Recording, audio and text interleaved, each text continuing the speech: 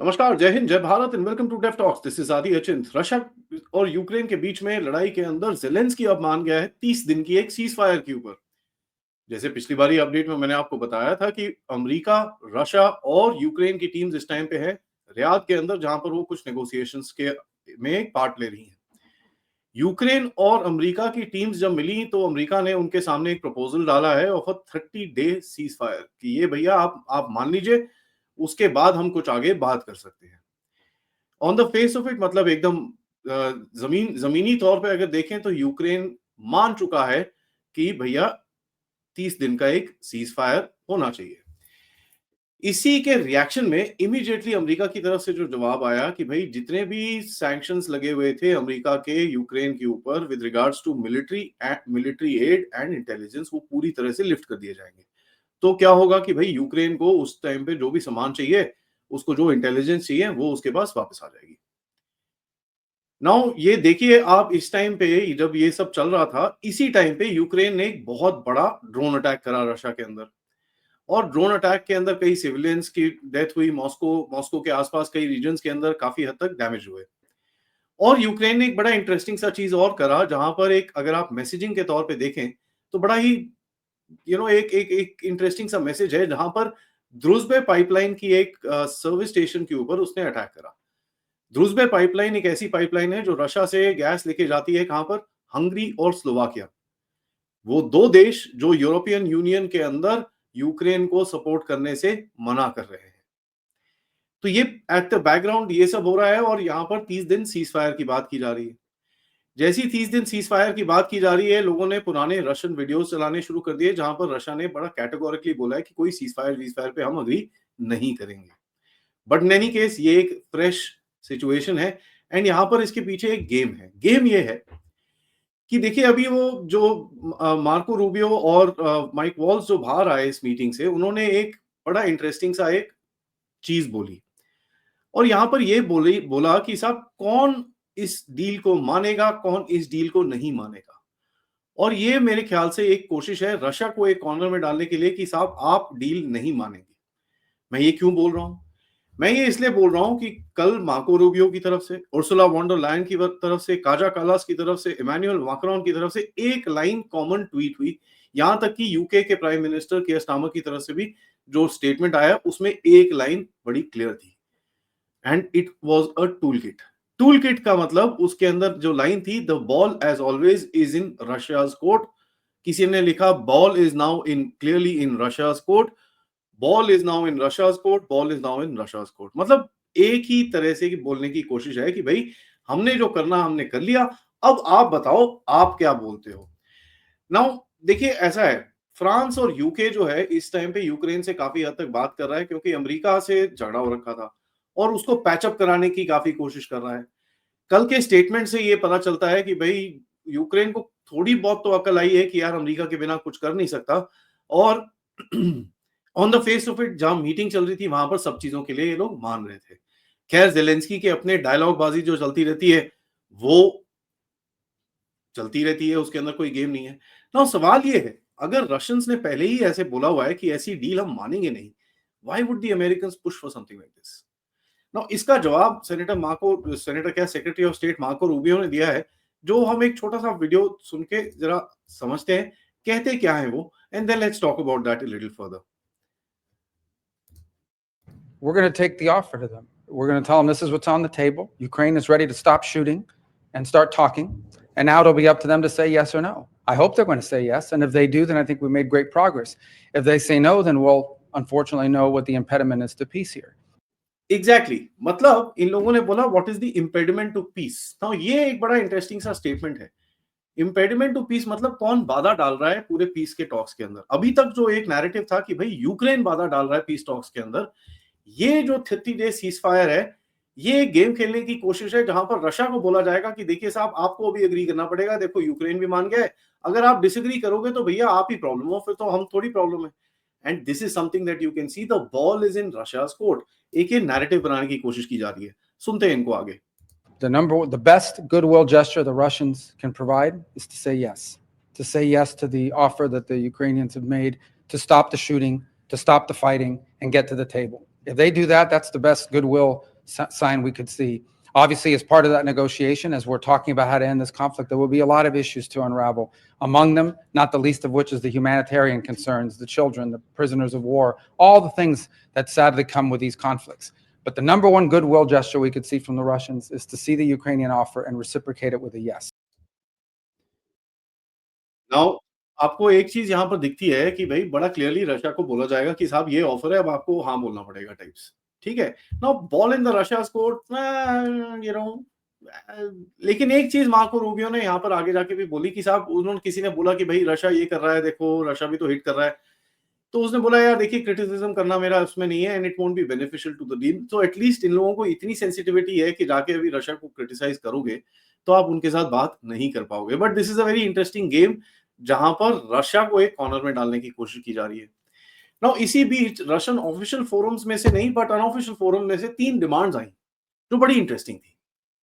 3 demands आई जिसमें ऐसा बोला गया कि साहब यूक्रेन को नेटो मेंबरशिप पूरी तरह से हटानी पड़ेगी, डीमिलिटराइजेशन करना पड़ेगा पार्शियली, और जितने भी 4 जगहों के अंदर रशिया का अभी कब्जा है, जो भी जगह बची हुई है वो पूरा आप विड्रॉ करो और पीछे हटो और रशिया का कब्जे को आप एक्सेप्ट करो। नाउ खैर ये ऑफिशियली नहीं आया है, बट आई मस्ट से कि इसको जो वेस्टर्न मीडिया है वो उठा चढ़ा के बोल रही है कि ये पुतिन ने एक बड़े मैक्सिमलिस्ट टाइप डिमांड रखे हैं। नाउ देखिए मैं बड़ा इंटरेस्टिंग सी चीज है,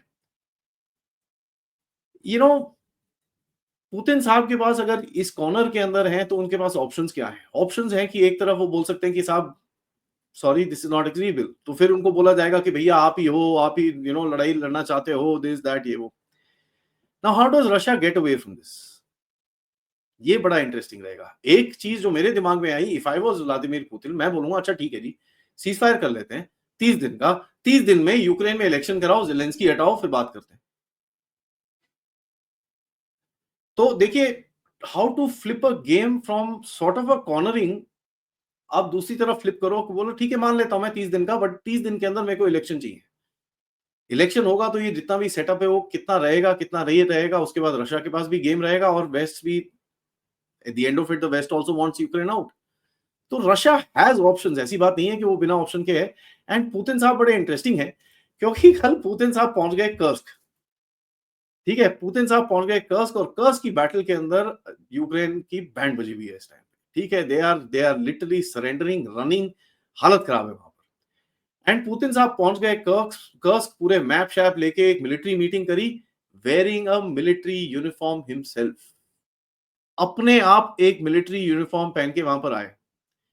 तो अगर बॉल रशिया के कोर्ट में है तो आई थिंक मिलिट्री यूनिफॉर्म से क्या कुछ आंसर करा है रशिया ने कि कुछ और करा है, इसका तो टाइम ही बताएगा, because this is a very clear indication of Russian intentions कि साहब देखो ऐसा है, the war will finish on our terms क्योंकि we are winning on the battlefield which is true, ठीक है। अभी इसी बीच स्टीव विटकॉफ जाएंगे मॉस्को और जाके रशिया से बात करेंगे। मेरे हिसाब से ट्रंप और पुतिन की भी कुछ कॉन्वर्सेशन हो सकती है, officially unofficially I don't know, but some conversation will happen at the back and.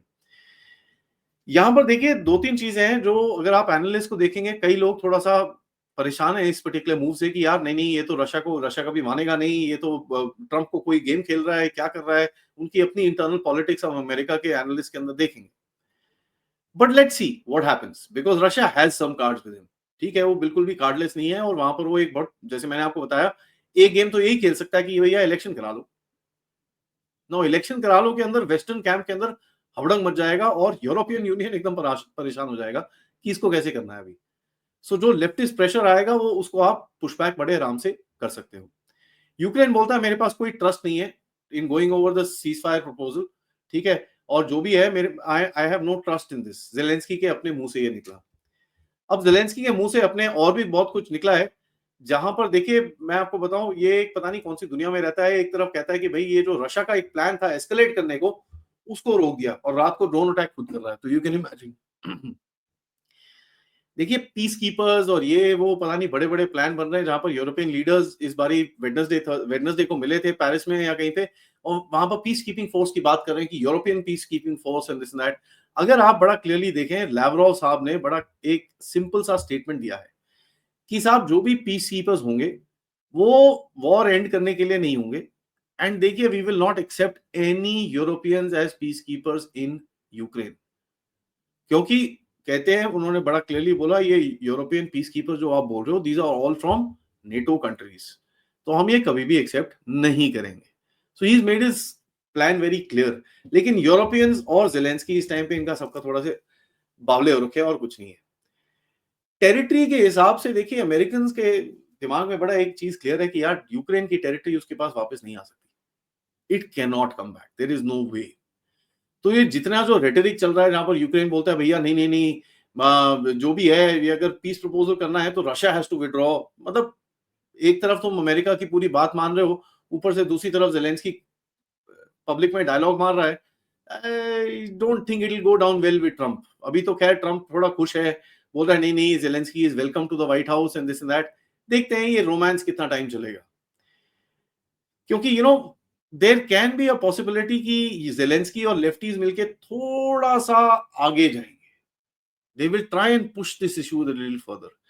और अगर ये पुश होएगा, क्योंकि इस टाइम पे इनको पता है, जैसे अमेरिकन मार्केट्स ने थोड़ा रिएक्ट करा है, everybody is talking about a recession, and Trump थोड़ा इस टाइम पे प्रेशर में होगा कि यार रिसेशन क्या, ये दिस दैट ये वो। Now recession was long term coming, ये कोई नई बात नहीं है। Everybody knew there would be an economic crisis, and लोग काफी टाइम से बात कर रहे हैं कि एक झटका आएगा। अब वो झटका कितना लंबा होगा, कितना छोटा होगा, कितनी कंट्रीज में ये होगा, तो एक कहीं ना कहीं प्रेशर बिल्डअप हो रहा है अमेरिका के ट्रम्प के ऊपर, क्योंकि वहां पर स्टॉक मार्केट भी बड़ी जबरदस्त गिरी है the same way, because it's थोड़ा सा ट्रम्प साहब थोड़े इररिस्पॉन्सिबल स्टेटमेंट्स इधर उधर देते हैं, तो कई बार उससे सेंटिमेंट खराब हो जाता है स्टॉक मार्केट का। बट देखिए यार, ऐसा है, the main thing is I don't know how Russia will react to this. या तो इलेक्शन मांगे, अगर यूक्रेन ना बोले तो पूरा गेम ही पलट जाता है, बिकॉज फिर वो रशिया घूम के यूक्रेन को बोलेगा भैया you are the impediment in peace, तो वो भी हो सकता है। रशिया की डिमांड्स बड़ी क्लियर है कि साहब ये जो 4 जगह हैं वो नहीं आएंगी, यूक्रेन नेटो में नहीं बैठेगा, ऑल्दो अमेरिकन ने ये चीज बोली हुई है, but they would want to that to be a part of the agreement. Without that ये लोग रुकने नहीं वाले। सबसे बड़ी चीज सीज फायर के अंदर एक चीज आती है कि it gives the other side to regroup, rearm. और अमेरिका ने जिस तरह से इनका जो मिलिट्री एड और इंटेलिजेंस खोल दिया है, उससे तो बड़ा क्लियर है कि भाई यूक्रेन कैन रीआर्म, उसको एक छोटा सा ब्रीदर मिल जाता है अपने लोगों को रीसेट करने के लिए, जितने वुंडेड है उनको निकालने के लिए, डेथ्स को साइड करने के लिए, नए ट्रूप्स को अंदर डालने के लिए, थोड़ा सा सिचुएशनल अवेयरनेस बेटर करने के लिए, सप्लाई लाइंस ठीक करने के लिए। और उसके बाद जो अगर वॉर स्टार्ट दोबारा होती है, सो फिर Ukraine will be in a little better position to fight. ठीक है, so Russians will not want that, क्योंकि अगर आप देखें, एक लाइव एग्जांपल है इजराइल और हमास के बीच में गाजा में। नाउ इजराइल इतने टाइम से बड़े स्ट्रॉन्ग स्टेटमेंट्स दे रहा है, 1.5 हफ्ता हो गया है, they have not started it. So starting a war it becomes a bit of a challenge. ठीक है, तो ये चीज पुतिन को भी पता होगी कि एक बार ही रुक गया, फिर रुक गया, फिर आगे स्टार्ट करना, मतलब then it will be a grave big challenge, because दुनिया में हर कोई बोलेगा कि नहीं नहीं यार, ऐसे गोली वोली मत मारो, बंद करो बंद करो बंद करो उसको।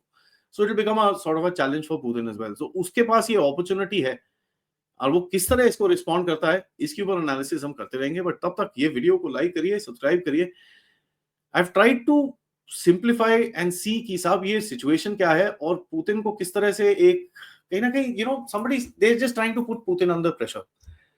उसने एक जवाब तो दे दिया मिलिट्री यूनिफॉर्म पहन के कर्स में जाके, but let's see what happens आगे। वीडियो को लाइक करिए, सब्सक्राइब करिए and contribute towards this channel using the QR code या फिर पेपैल या फिर सुपर स्टिकर, सुपर चैट्स। आज दोपहर में एक बहुत स्पेशल शो है मेरे पास आपके लिए, जो है हमारे जो तिलक दिवाकर साहब हैं, जो who is expert in Balochistan Pashtun region. उनसे जरा थोड़ा अभी एथनिक बातें करते हैं, थोड़ा एक फ्यूचर की बातें करते हैं कि क्या एक इंडिपेंडेंट बलोचिस्तान इस पूरे केओस के अंदर से उभर के आ सकता है, क्योंकि जिस तरह से पाकिस्तानी आर्मी और पाकिस्तान स्टेट का रिट खत्म हो रहा है वहां पर, कुछ ऐसा दिखता है। नमस्कार, जय हिंद, जय भारत।